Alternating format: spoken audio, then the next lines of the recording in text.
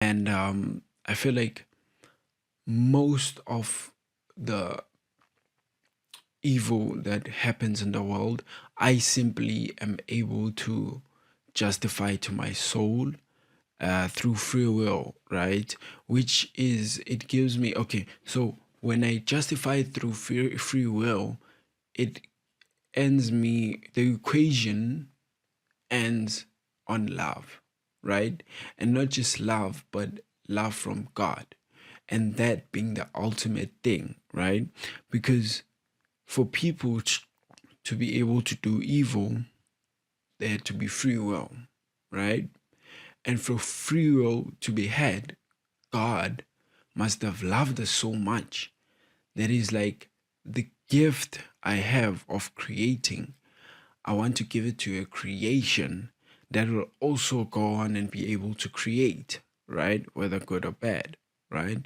But just that love of that, you know, I'm gonna take my creation and give my creation power to do whatever it wants. That's that's like literally, it's like a parent, right? That's literally the love of a parent, right? It's like, I'm gonna raise this child the best way I can, right? I'm gonna give them, okay, let's say a loving parent, because when I say that, I say it realizing that in this world we live in, it's kind of a privilege to have loving parents who love you. So it's just, it's one of those things. But crazy things are either way.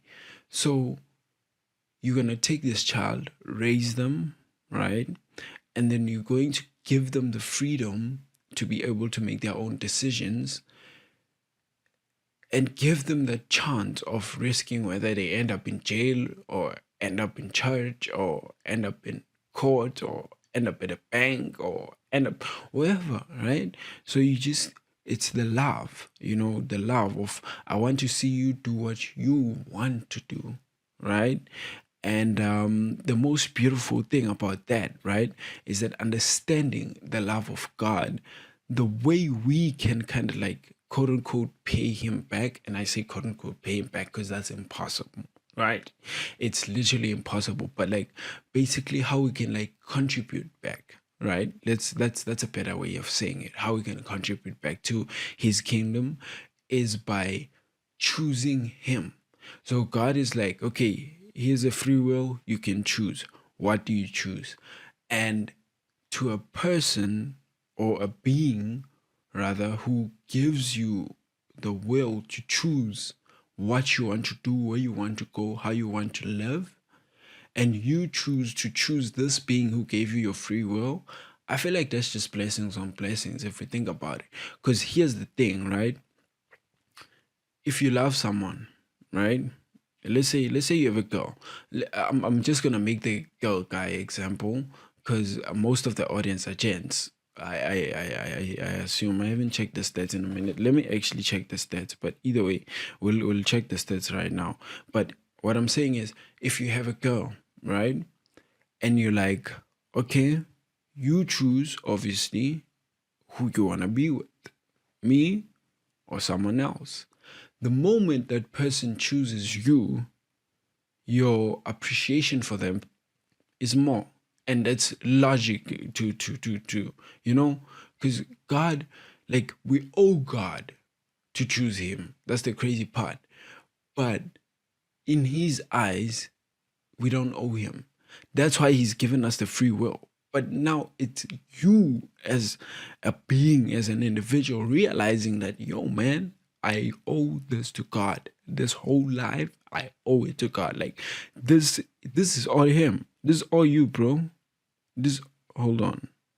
Did I just see something? Oh, okay. Yeah, just be like, this is all you. And that way, he's gonna see with you, oh, no, I actually did do a right decision, right? And you're gonna actually live out your purpose that he has called you. The other day I was talking to my girl, I was like speaking about how like we basically, Jesus is the map, right? And we are walking the journey. So the wisest thing the wisest thing we could do is get in touch with the map holder so he can help us navigate the map, right? So the map is your life, obviously, and that's all we just gotta try to do. Now, in the map, there's constantly distractions, there's constantly there's that, but it's just navigating through that and still finding a way to maintain a very intimate relationship